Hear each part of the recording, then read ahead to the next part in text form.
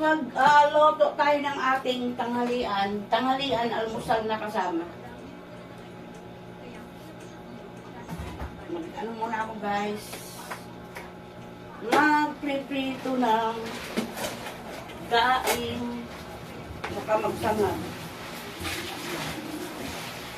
Ito guys, pag nagluto ng daing, hinugasan ninyo. Ako hinugasan ko yan kasi maalat. Niluto tayo.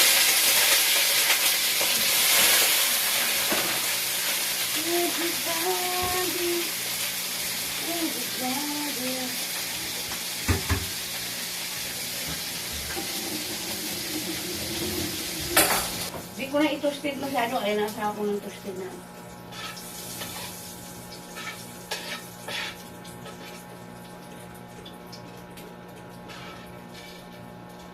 Yan, luto ko na yung aking daing. Daing! Yan, magsalag tayo guys. Dami namin kanin na. Pero magsasain pa ako.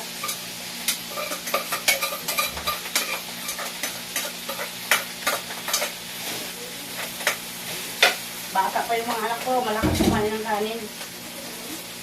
Ako, mahina ako sa kanin ngayon.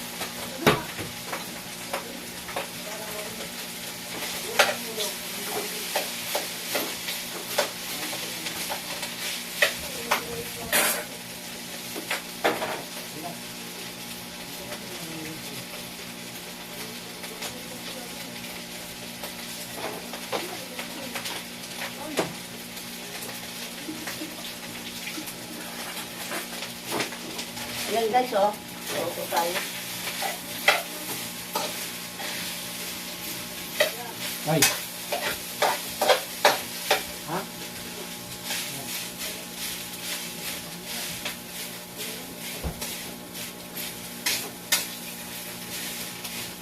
Ayan guys, ano ako ng, ayan ang gulisa.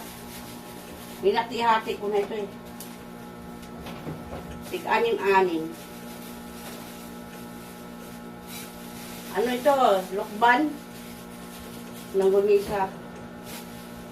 Pinabili ko yan sa aking asawa para sa ulam sana ng mga bata. Ay, ito na lang.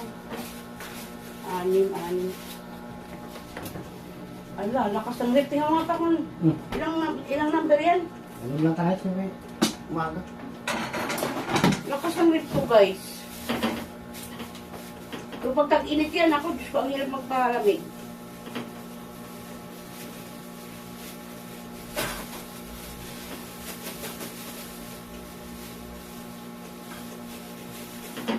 Yan, mag-ano tayo. Mag-ano tayo na lang gulisa, guys. Ugasan nyo muna bago pakuluan. Kasi, ay, nalaglag. Pakuluan kasi, sa palengke kasi, inaano ka ng mga langaw. Kailangan pag nagpakulo kayo, ugasan nyo maigi. Pinapakuluan ko muna yan guys bago ko siya ay iprito. Yan, luto na yung aking sinangag guys. Bilis lang yan. May gulay kami kagabi oh. Walang halong karne yan guys. Gisa lang talaga yan.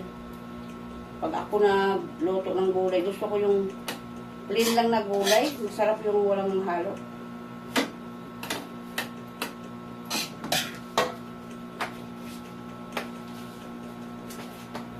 Init yung aking tablet. Yan, salin natin ang ating sinangag. Para makakain na. Ilagyan ko yan yung taba ng adobo.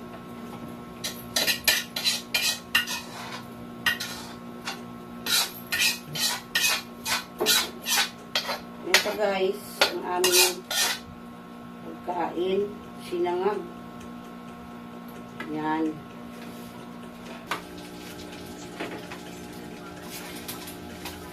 Yan, luto na rin ako guys ng langgulisa. Patayin na natin yan.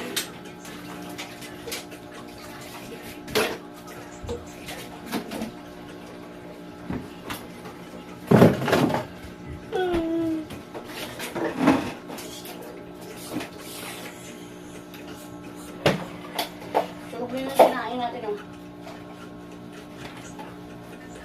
Mag-ano ko, yung salbiyo. Magdabo mo lang salbiyo din yan. Ito niya, ito guys, sinain ko.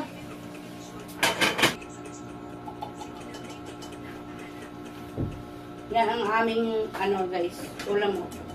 Yan. Langgunisa. Yan ang aming ulam. Ayan guys, kakain na yung aking asawa. Nagutom na raw siya, 12:30 na yata ng hapon. Ayan, 12:13 nga ng hapon. Tanghali. Ayan guys, yung mag-ama ko, una na sila kumain. Kasi nag-inom ako ng salbiyo.